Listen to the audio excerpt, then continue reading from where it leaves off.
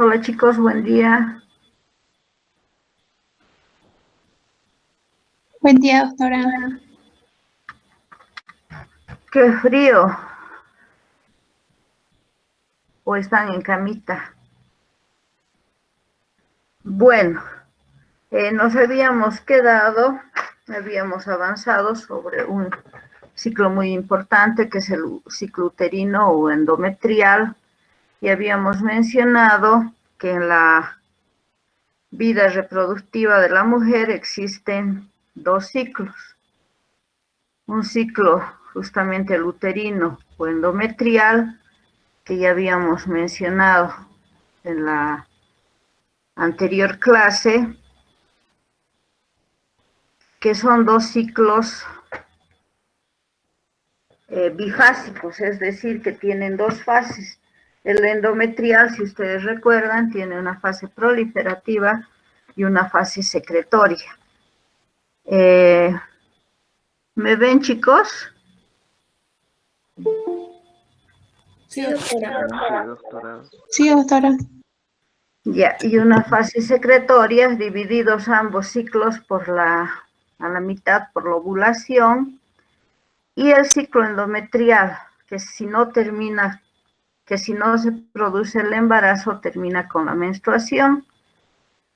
Entonces habíamos revisado todo lo que es la menstruación, por qué se produce, y ahora vamos a ver unas características que pueden presentarse durante la menstruación.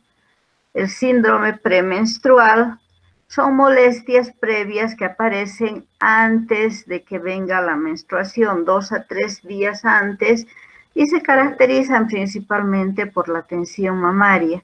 ¿A qué se refiere cuando decimos tensión mamaria? Que los senos están turgentes, hinchados y sobre todo dolorosos. También puede existir dolor o hinchazón a nivel de la cara, del abdomen, las famosas migrañas que a veces algunas pacientes las bota a la cama, alteraciones en el apetito, sobre todo a cosas dulces. En esos días las mujeres buscan cosas dulces y ya saben que les va a venir su periodo, ¿no? Todos estos antecedentes nos avisan de que va a venir el periodo, y esto es importante para luego tratar otra patología que vamos a hablar después, como es la dismenorrea. Entonces, el tratamiento de una dismenorrea tenemos que realizarla cuando aparecen estos síntomas premenstruales. Otro síntoma que aparece antes de la menstruación es el dolor en la espalda, sobre todo en región sacra. Hay pacientes que presentan alteraciones como son depresión, melancolía, lloran de todo, o caso contrario, algunas están agresivas y tienen dificultad en la concentración. Aquí está una mujer furiosa, otra que está con su famoso dolor o cólico premenstrual. Dismenorrea, generalmente, la dismenorrea, como ustedes ven acá, viene del latín dis, que es la dificultad en la eliminación de la menstruación, generalmente, ¿no? Y eso se caracteriza porque posteriormente va a tener la famosa dismenorrea. La dismenorrea. La dismenorrea, que habíamos mencionado, son dolores durante la menstruación, también conocida con el nombre de algomenorrea. Puede ser primaria o puede ser secundaria. Primaria, ¿cuándo es? Cuando la paciente no tiene ninguna patología pélvica adyacente. Y esta generalmente se caracteriza por ser espasmódica, es decir, los dolores que van a presentar las pacientes que son pacientes postpuberales son de tipo espasmódico. Y secundaria, aquella paciente que ya tenía periodos menstruales, pero que por alguna otra patología en los órganos pélvicos, puede ser también a nivel de útero, como la endometriosis, puede ser en los ovarios, en las trompas una salpingitis, una oforitis, que va a producir dolor menstrual en aquella paciente, vuelvo a repetir, que nunca había presentado antes.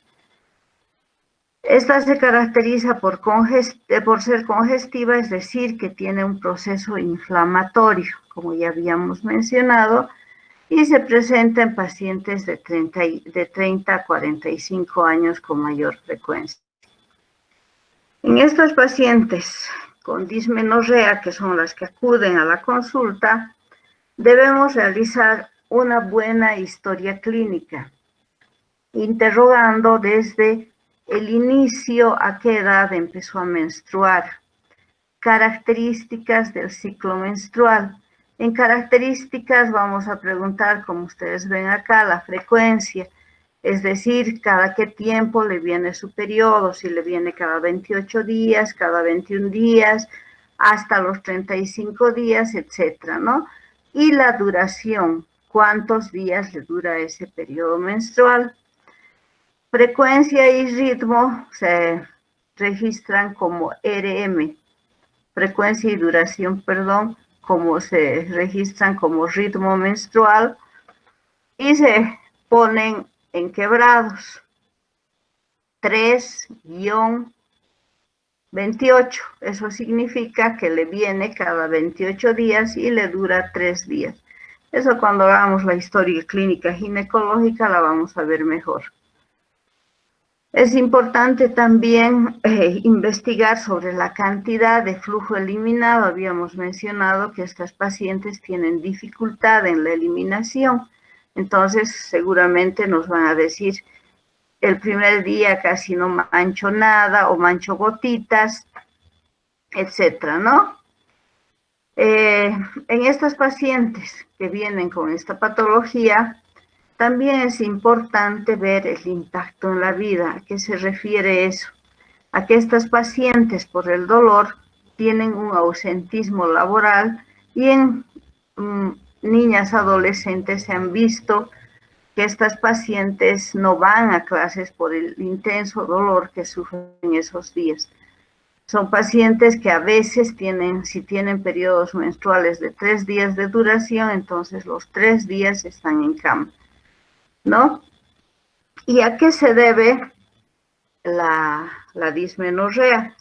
La primaria, donde no existe lesión orgánica y le empezó a doler a la niña desde el inicio de sus menstruaciones, se debe a una mayor secreción de la prostaglandina alfa 2F, que esta prostaglandina hace que se produzca, que el útero se contraiga, y al contraerse, entonces hay un efecto vasoconstrictor, produce isquemia en el útero y el dolor.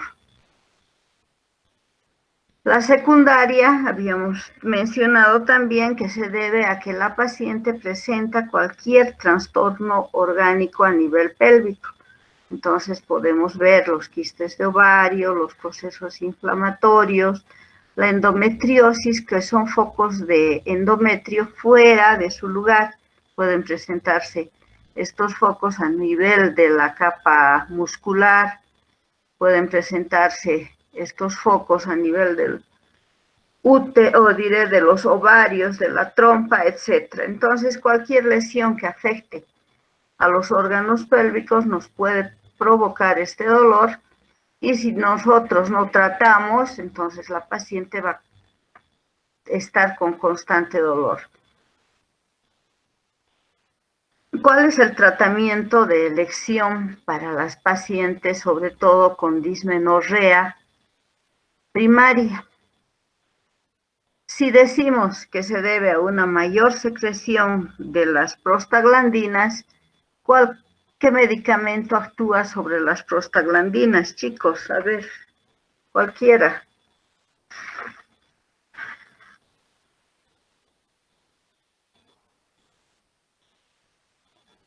A ver, Rosa Diana, perdón.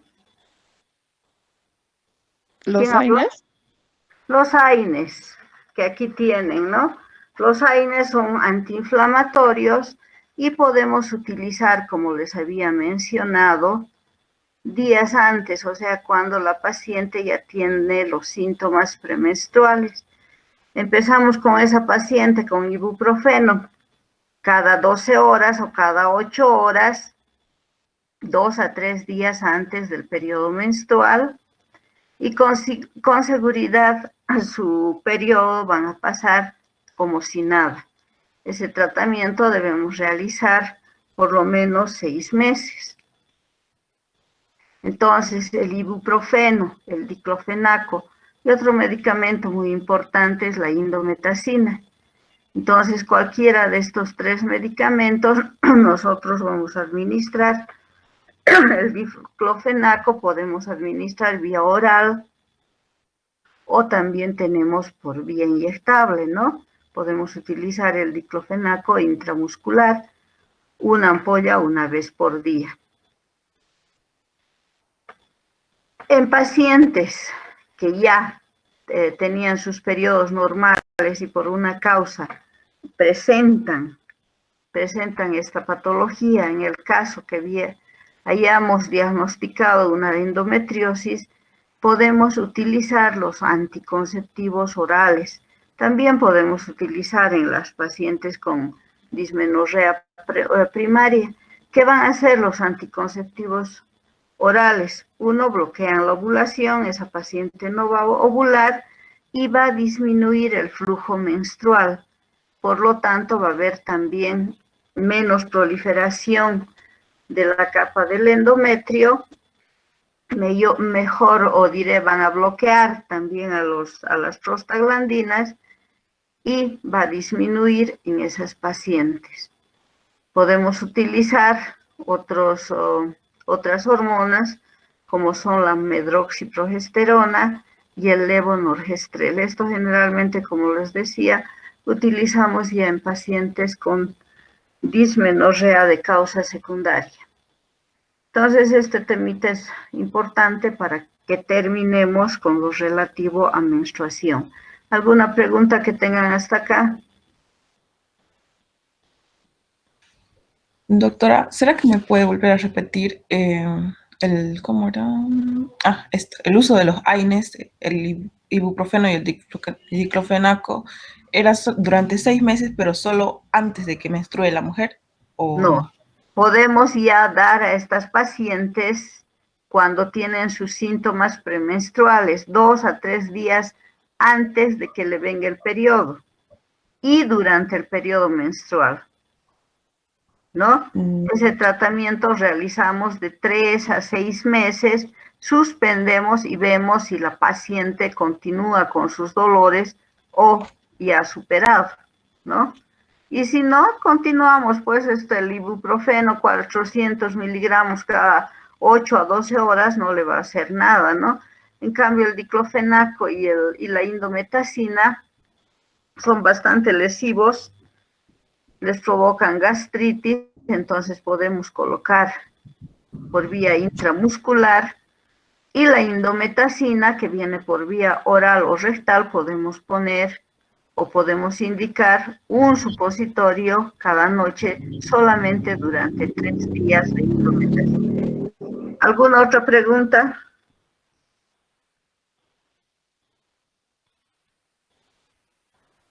Bueno, Doctora, perdón. una consulta. ¿Y el levonorgestrel como tratamiento es la pastilla del día después, ¿no es cierto? O sea, ¿se utiliza esta pastilla para tratar la dismenorrea? No, el levonorgestrel es una progesterona, que el levonorgestrel puede estar en la píldora del día siguiente o puede estar en algún tipo de anticonceptivo. Por ejemplo, los dispositivos intrauterinos, los que tienen hormonas, llevan levonorgestrel. ¿Y qué acción tiene el levonorgestrel? Evitar que ese epitelio endometrial prolifere. Entonces, ese es su mecanismo de acción. La píldora del día siguiente, como ustedes saben, solamente se utiliza en caso de que el paciente haya tenido relaciones sexuales en días sospechosos o en accidentes que se le haya roto el condón, ¿no? Entonces no utilizamos como tratamiento para la dismenorrea. Es otro tipo de levonorgestrel. El levonorgestrel como para anticoncepción viene de 150 miligramos, en cambio para tratamiento viene como 10 miligramos. ¿Alguna otra pregunta?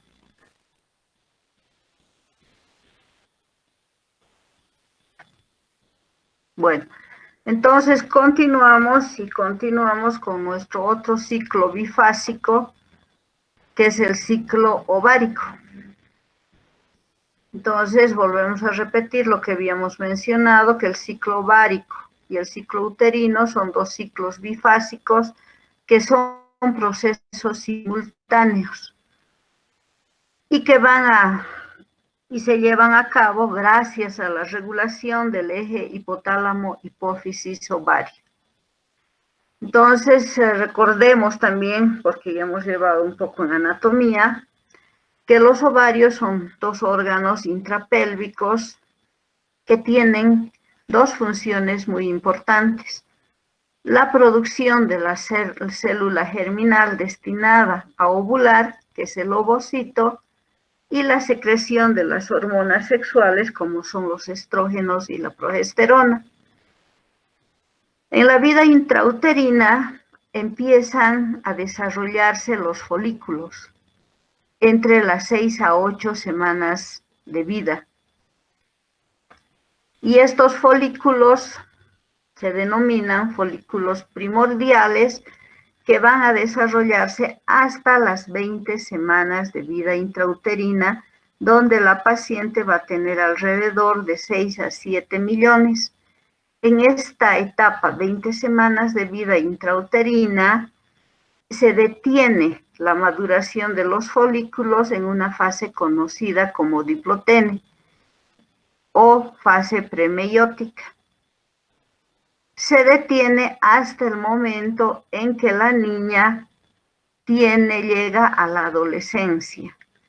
Al nacer, los ovarios contienen aproximadamente 400,000 folículos, de los cuales solo van a alcanzar a madurar 400 a 500. El resto se convierten en folículos atrésicos, que degeneran, ¿no?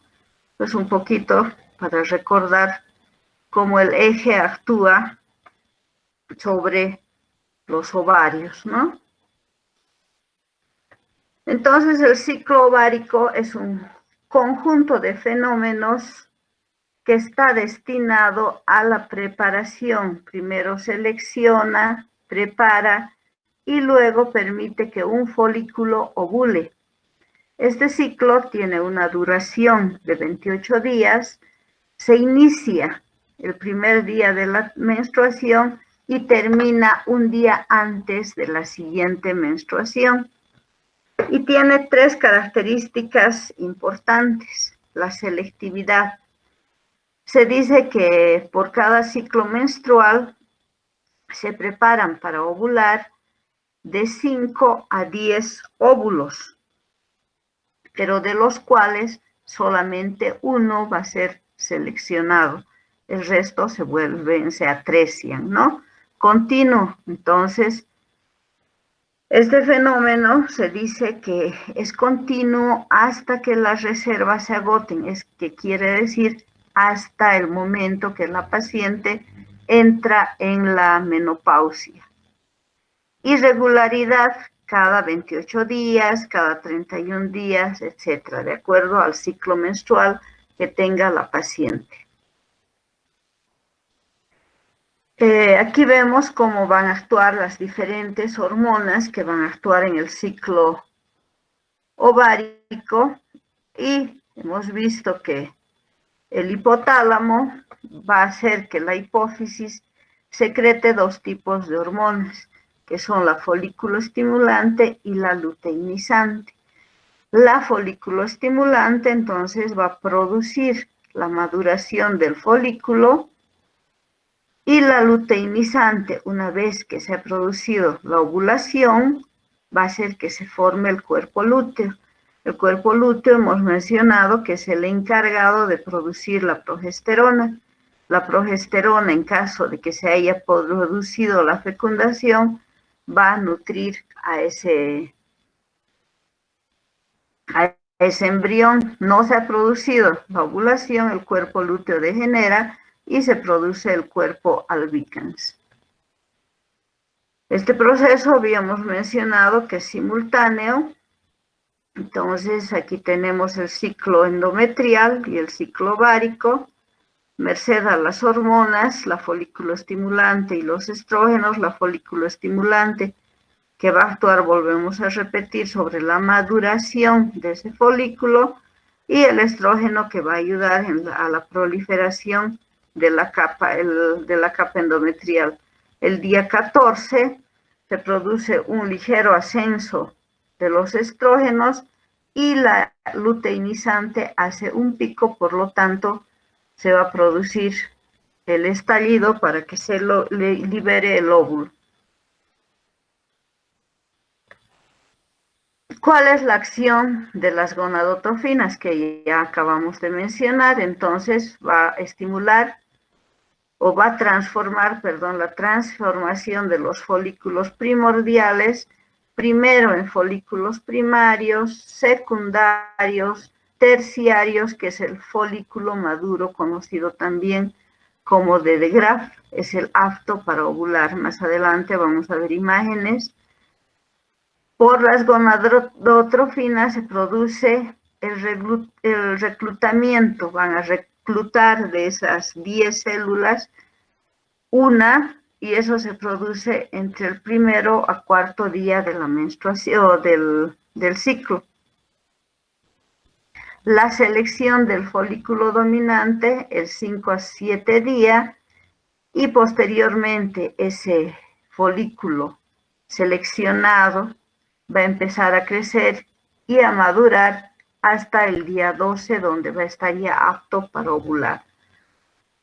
La luteinizante entonces va a ayudar en el proceso de maduración del ovocito, va a provocar la ovulación el día 13 a 14 y también va a ayudar en la mantención del cuerpo lúteo a través de la progesterona. ¿Y cómo se produce el crecimiento o qué características tienen esos folículos? Existen 2 etapas para la maduración folicular. Un periodo preantral que se da en el momento de la concepción. Hemos mencionado que una vez que se ha producido la concepción, ya empieza en la niña o en el feto de sexo femenino la formación de los folículos. Entonces, en este periodo se conoce como preantral, que no tiene nada que ver con la secreción hormonal. Ya cuando la niña entra a la etapa de la pubertad, a los 12 años, entonces se denomina periodo antral y se va a producir la maduración del folículo hasta llegar al estado de de Graf, y este sí depende de las hormonas, la folículo estimulante, la luteinizante.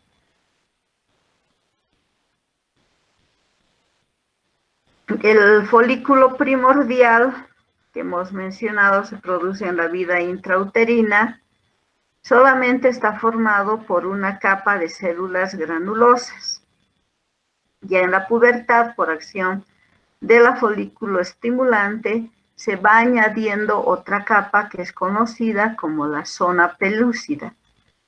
Es el denominado folículo primario. El folículo primario nos va a llevar a que nuestro folículo siga madurando por acción nuevamente.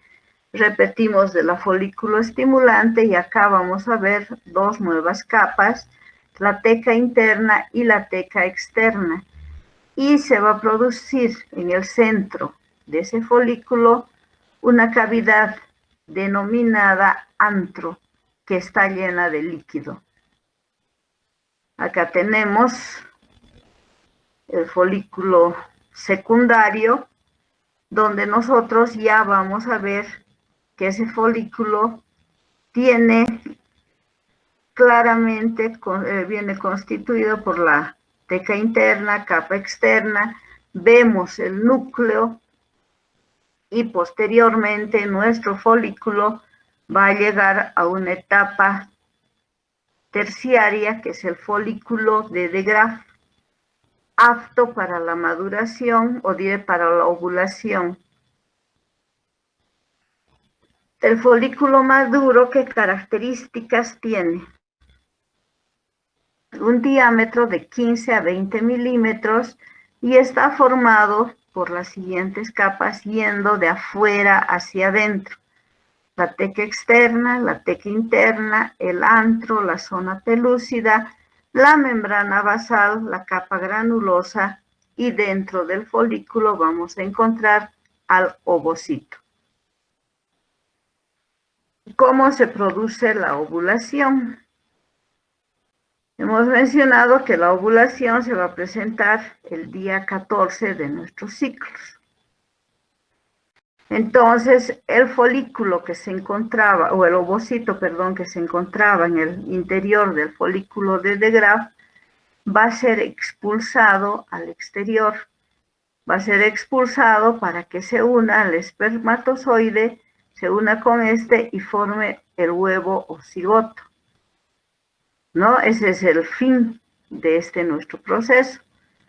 Pero si no, entonces regresiona y el día 28 se produce la menstruación.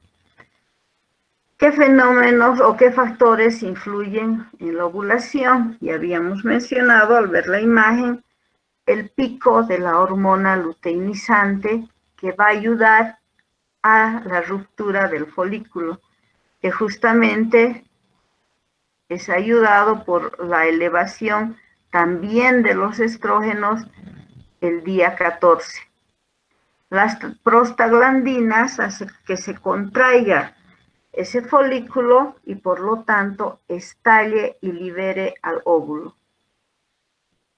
Una imagen nuevamente del ciclo ovárico y el ciclo endometrial que mencionamos son simultáneos. Si no se ha producido la ovulación, nuestro endometrio que ha proliferado se descama con la menstruación y en el momento del día 28 en que no se ha producido también la fecundación, nuestro cuerpo lúteo se convierte en cuerpo albicans y se produce la descamación. Entonces se ha producido la ovulación y puede ser que se haya embarazado o no la paciente y pasamos a la segunda etapa de nuestro ciclo ovárico, que es la fase progestacional. Esta fase tiene duración de 14 días, del día 15 al día 28 de un ciclo menstrual normal y tiene 3 etapas. Una etapa de luteinización, es decir, que por acción de la hormona luteinizante se va a formar el cuerpo lúteo.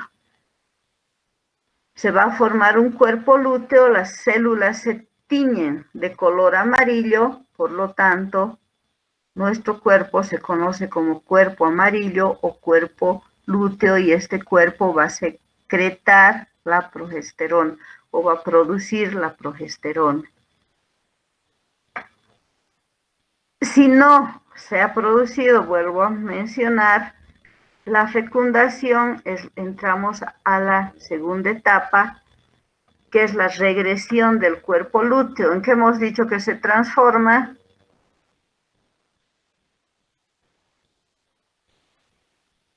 este cuerpo lúteo al regresionar, chicos. Cuerpo blanco. En cuerpo blanco, debido a una disminución de la folículo estimulante y la luteinizante. En cambio, si se ha producido la fecundación, el cuerpo lúteo tiene una función sostenida, es decir, va a seguir produciendo la progesterona y va a producirse también la hormona gonadotrófica coriónica hasta que la placenta se ocupe de la producción de las hormonas que van a ayudar a que ese embarazo se mantenga. La luteinizante, ya hemos dicho qué es lo que produce. Esta es una imagen de nuevo de todo lo que hemos hablado. ¿Y qué características tiene el cuerpo lúteo? Va a secretar progesterona, estrógenos, va a ayudar a que ese endometrio prolifere, esté apto para nutrir a ese embrión, y si no hay embarazo, nuevamente la formación del cuerpo albicans. Imágenes que nos recuerdan nuestro ciclo endometrial y nuestro ciclo ovárico.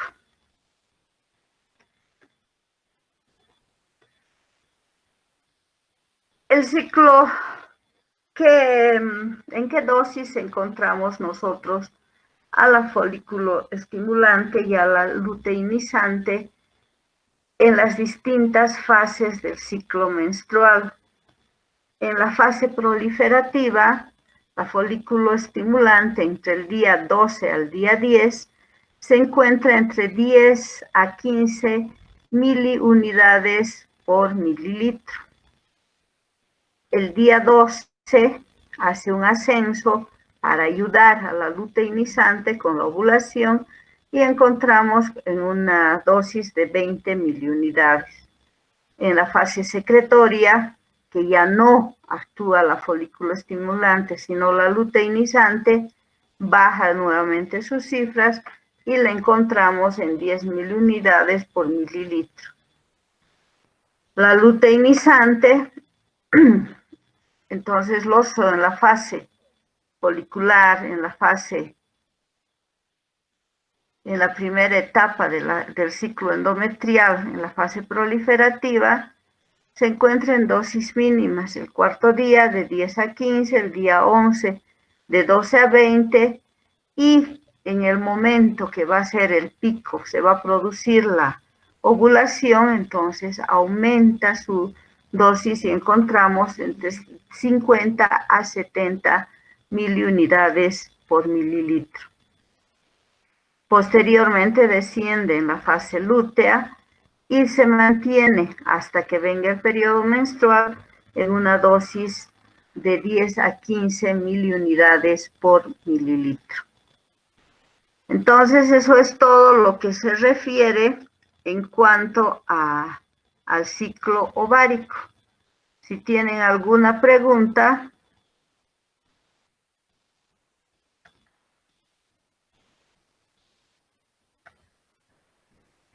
¿Alguna pregunta que no les haya, o alguna cosa que no les haya quedado clara?